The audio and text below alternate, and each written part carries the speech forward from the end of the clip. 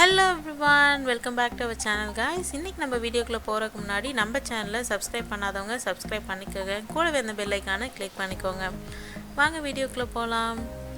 இன்றைக்கி பார்த்தீங்கன்னா ஒரு அன்பாக்சிங் வீடியோ ப்ளஸ் வந்துட்டு ஒரு vlog தான் பார்க்க போகிறீங்க. நான் வந்து என் ஹஸ்பண்டுக்கு என்னோடய 3rd ஆனிவர்சரிக்கு என்ன கிஃப்ட் பண்ணேன் அப்படின்னு காமிக்க போகிறேன். இது பார்த்திங்கன்னா நான் ஆர்டர் பண்ணல, எங்கள் அண்ணா பண்ணாங்க. பார்த்துருப்பீங்க ஃப்ளிப்கார்ட்டு. நான் ரொம்ப வருஷத்துக்கு அப்புறம் நியர்லி ஒரு 5 இயர்ஸ் இருக்கும். அதுக்கப்புறம் நான் வந்து ஃபஸ்ட்டு வாங்குகிற ஒரு ப்ராடக்ட் தான் ஃப்ளிப்கார்ட்டில். நான் எப்போவுமே அமேசான் யூஸர், ஸோ அமேசானில் தான் வாங்குவேன் எல்லாமே. அண்ணா வந்து இது ஆர்டர் பண்ணாங்க, அதனால் ஃப்ளிப்கார்ட்டில் பண்ணியிருந்தாங்க. இது பார்த்திங்கன்னா ஒரு மொபைல் ரெட்மி நோட் 7 ப்ரோ. ரொம்பவே நல்லா இருந்தது, பார்க்க ஸ்டைலிஷாக இருந்தது. ப்ளஸ் வந்துட்டு ரிவ்யூஸ் எல்லாம் நல்லா இருந்தது. இதில் அண்ணா வந்து ரெட்மி நோட் 6 ப்ரோ வச்சுருக்காங்க. ஸோ அவங்க சொன்னாங்க நல்லா இருக்குன்னு சொல்லிட்டு. இது பார்த்திங்கன்னா 6GB ரேம், அதுக்கப்புறம் பார்த்திங்கன்னா 64GB இன்டர்னல் ஸ்டோரேஜ்.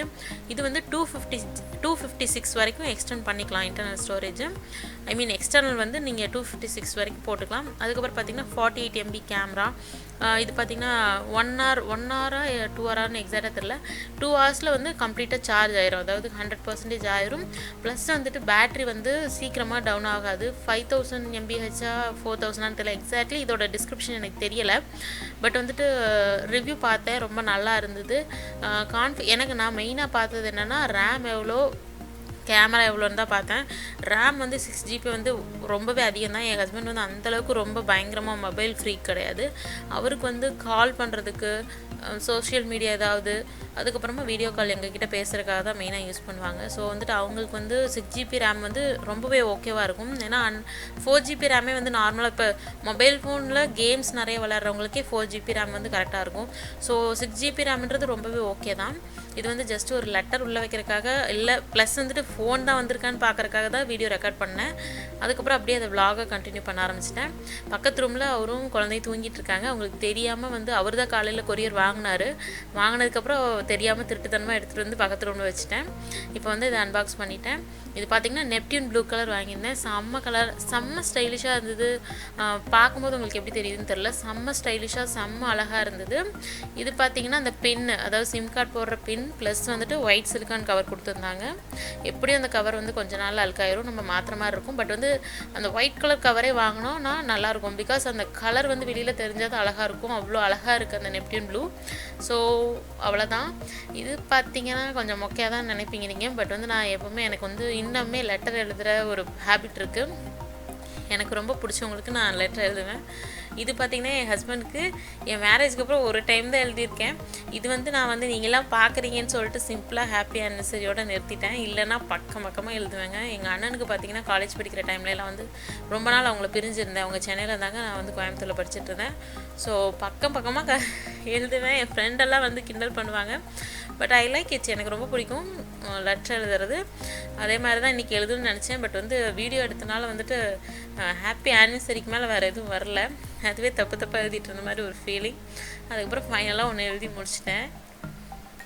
அம்மா வேறு பக்கத்தில் வந்து கிண்டல் பண்ணிகிட்டு இருந்தாங்க, விட்டால் அடிஷ்னல் சீட் கேப்பை அப்படின்னு சொல்லிட்டு. இது பார்த்திங்கன்னா அப்பாவும் பையனும் அந்த ரூமில் தூங்கிட்டு இருந்தாங்க பக்கத்து ரூமில். நான் வந்து அம்மாவும் நானும் இன்னொரு ரூமில் வந்துட்டு இதை பண்ணிகிட்டு இருந்தோம்.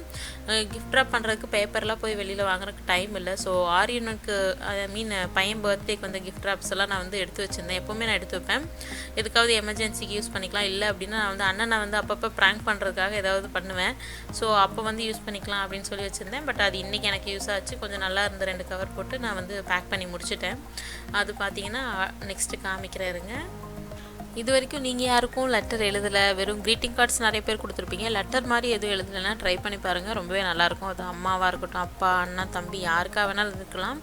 பட் மெசேஜில் கன்வே பண்ணுறத விட லெட்டரில் நம்ம ஓன் ஹேண்ட் ரைட்டிங்கில் வரும்போது இன்னும் கொஞ்சம் நல்லாயிருக்கும். நான் அப்படி பர்சனலாக ஃபீல் பண்ணுவேன். அதுக்காக தான் நான் லெட்டர்ஸ் எழுதுவேன். இது பார்த்திங்கன்னா அவ்வளோதான், பேக் பண்ணியாச்சு. ஐ மீன் ஃபோல்ட் பண்ணிவிட்டேன். இதை வந்து இதுக்குள்ளே வச்சு பேக் பண்ண வேண்டியது தான். அதுக்காக தான் அதை அன்பாக்ஸ் பண்ணேன். ப்ளஸ் வந்துட்டு அதுக்குள்ளே மொபைல் ஃபோன் இருக்கான்னு செக் பண்ணிக்கிறதுக்காக தான் நான் அது வீடியோ எடுத்தேன். இப்போ வந்து ஜஸ்ட் வந்து அதை ஆல்ரெடி போட்டிருந்த ஸ்டிக்கர்ஸ் போட்டு நான் வந்து க்ளோஸ் பண்ணிட்டேன். அது உள்ளே என்ன இருக்குன்னு கூட பார்க்கல, ஜஸ்ட் மொபைல் இருக்கான்னு மட்டும்தான் பார்த்தேன். இது சொன்ன மாதிரி ஆரியனுக்கு வந்த கிஃப்ட் ராப்பர், அதை வந்து அப்படியே பேக் பண்ணிட்டேன். அதனால தான் வந்து அவ்வளோ சுருக்கமாக இருக்குது, நல்லா இல்லை. பட் ஓகே அப்படி சொல்லிட்டு விட்டாச்சு. வேறு ஆப்ஷன் இல்லை எனக்கு. நான் வந்து அன்றைக்கி கிளம்ப முடியாது, வெளியில் போய் வாங்க முடியாது, ஏன்னா அவர் தூங்கிட்டு இருந்தார். ஸோ கண்டுபிடிச்சிடுவார் நம்ம போய் வாங்கிட்டு வந்தோம்னா என்ன ஏது அப்படின்னு சொல்லிட்டு நம்ம வாயை கிளறி வாங்கிடுவார் மேட்ரை. அதனால் சொல்லிட்டு அவருக்கு ஒரு சர்ப்ரைஸ் கொடுக்குறதுனா நான் வந்து படாத கஷ்டப்படணும்.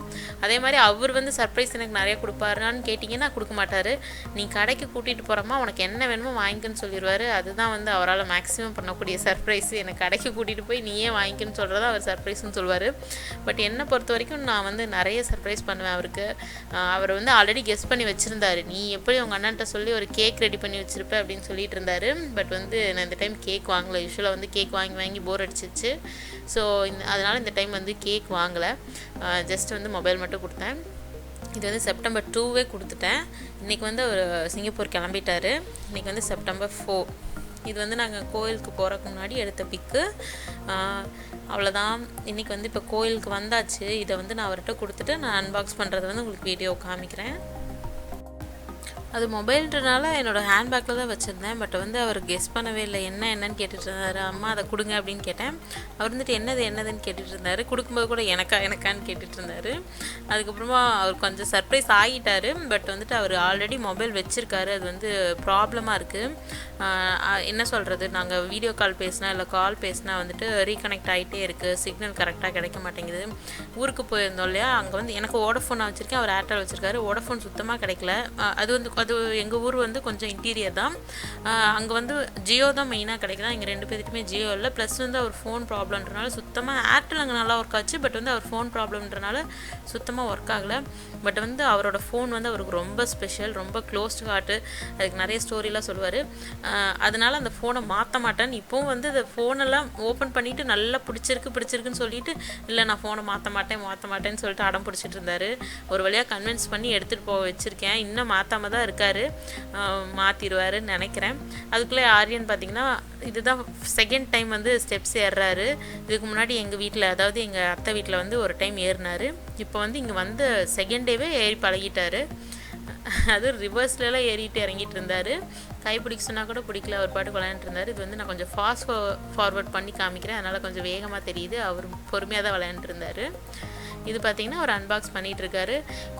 அன்பாக்ஸ் பண்ணுற வரைக்கும் ஜாலியாக தான் பண்ணிகிட்டு இருந்தார். அதுக்கப்புறம் பார்த்திங்கன்னா இல்லை எனக்கு மொபைல் வேணாம், நீயே வச்சுக்கோ, நான் வந்து ஓல்டு மொபைலில் தான் ரிப்பேர் பண்ணி வச்சுக்குவேன், அதுதான் எனக்கு ரொம்ப பிடிக்கும் என் மொபைலை, நான் வந்து அதை தரமாட்டேன், ரிப்பேர் பண்ண மாட்டேன். நான் சொன்னேன் ஓல்டு மொபைல் வேணால் என்கிட்ட கொடுத்துருங்க, அவரை கன்வின்ஸ் பண்ணுறதுக்காக பழசை வேணால் என்கிட்ட கொடுத்துருங்க, இதை வச்சுங்க அப்படின்னு சொன்னேன். அப்போது அவர் கன்வின்ஸ் ஆகலை. ஒரு வழியாக பேசி இதை எடுத்துகிட்டு போங்க அப்படின்னு சொல்லி கொடுத்து அனுப்பி விட்டுட்டேன். அவர் இன்னும் யூஸ் பண்ண ஆரம்பிக்கல, 1 டே தான் ஆகுது. ஸோ பார்ப்போம் அவர் எப்போ யூஸ் பண்ணுறாருன்னு. அவருக்கு பிடிக்கும்னு நினைக்கிறேன். ஏன்னா எல்லாமே கொஞ்சம் என்ன சொல்கிறது, லைஃப்பில் எல்லாமே ஒரு சேஞ்ச் தேவையில்லையா, அந்த சேஞ்ச் மாதிரி தான். அவர் ரொம்ப வருஷமாக அந்த மொபைல் வச்சுருக்காரு. அவர் வந்து பயங்கரமாக யூஸ் பண்ண மாட்டார். நார்மலாக வந்து மொபைல் ஃபோனை எதுக்காக யூஸ் பண்ணணுமோ அதுக்காக கரெக்டாக யூஸ் பண்ணுற ஒரே ஆள் எங்கள் ஃபேமிலியில் அவர் தான். மீதி எல்லாருமே ஃபோன் ஃப்ரீக் தான், நானும் எங்கள் அண்ணா எல்லாருமே. அவர் வந்து ஃபோன் ஃப்ரீக் கிடையாது. எந்த ஒரு டெக்னாலஜிக்கும் ரொம்ப டிபெண்ட் ஆகி இருக்க மாட்டார். அவருக்கு என்ன தேவையோ அதை மட்டும்தான் பார்ப்பார். ரொம்ப நேரம் ஃபோன் நோண்டுறது அப்படிலாம் பண்ணவே மாட்டார். அவர்கிட்டருந்து அதெல்லாம் நான் கற்றுக்கணும். நானும் வந்து இந்த சோஷியல் மீடியாலெலாம் இதுலேயும் ஒன்றும் பயங்கர ஆக்டிவாக இருக்க மாட்டேன். பட் ஸ்டில் நான் வந்து அவரோட கம்பேர் பண்ணும்போது நான் கொஞ்சம் ஃபோன் அதிகமாக யூஸ் பண்ணுவேன். இது அவ்வளோதான், ஓப்பன் பண்ணிட்டாரு.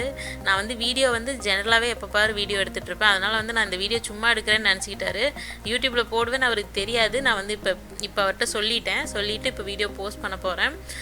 பார்த்துட்டு என்ன சொல்ல போகிறாருன்னு தெரியல. நான் வந்து சும்மா வீடியோ எடுப்பேன்னு சொன்னேன் பார்த்தீங்களா, நான் வந்து ஆரியன் ஃபஸ்ட் டைம் எது பண்ணாலும் வீடியோ எடுப்பேன்.